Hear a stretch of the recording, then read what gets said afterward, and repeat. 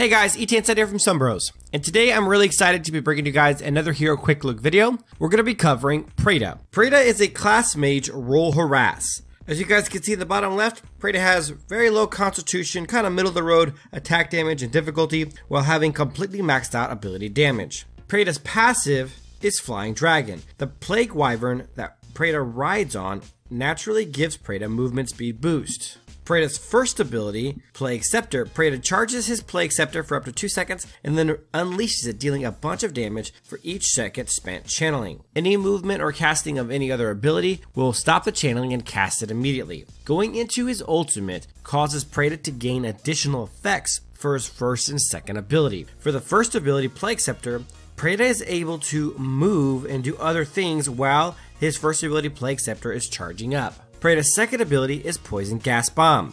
Preyta detonates a poison bomb at the target location, knocking back surrounding enemies and dealing a bunch of damage to them while also slowing their movement speed. While in Disciple of the Plague state, the poison bomb is replaced by nether spikes and they also stun targets. And last, but certainly not least, is Preyta's ultimate, Disciple of the Plague. Preyta fuses with the Wyvern Spear and enters the Disciple of the Plague state for 10 seconds, immediately refreshing the cooldowns of Plague Scepter and Poison Gas Bomb, the first and second ability, also enhancing their attacks on their next use. While in the state, Preyta also receives a shield and movement speed buff and attack speed buff, and his normal attacks increase in range significantly while dealing extra magic damage. Next, we're going to be moving into Preyta's pros and cons, starting with the pros, which are Preyta's strengths and things that you're going to want to take advantage of if you're playing as him, and things you're going to want to take advantage of if you're playing against him. Preyta's first pro is that Preyta naturally has good mobility. Whether we're talking about the movement speed buff from her passive Flying Dragon, which says the Plague Wyvern boosts Preyta's movement speed, or the extra 15% movement speed that Preyta gets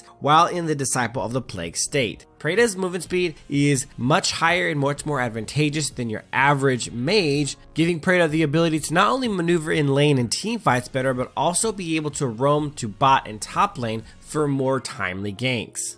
Preyta's second pro is his ultimate that resets the cooldowns of his first and second ability. It is a very strong part of Preyta's toolkit that allows him to cast his first and second ability, hit his ult, and then recast his first and second ability with extra boosted effects. And the third and final pro for Preyta is that Preyta can really put out some incredible damage. If you get really good with Preyta's first ability, Plague Spectre, and you're able to time it just right and let it charge up all the way and still hit enemies with it, it offers the highest poke damage of any mage in the game. You combine that with Preyta's ultimate, which not only allows you to do the first and second abilities again for some nice damage and boosted damage, but you also get to get enhanced damage on your auto attacks, making Preyta very nasty to be around when those boosted auto attacks are hitting. Next, we're going to be moving on to Preyta's cons. These are weaknesses of Preyta you're going to want to avoid if you're playing as him, and things you're going to want to take advantage of or exploit if you're playing against him. The first con that Preyta has is that Preyta has a really high skill cap. The ability to land that first ability, Plague Spectre,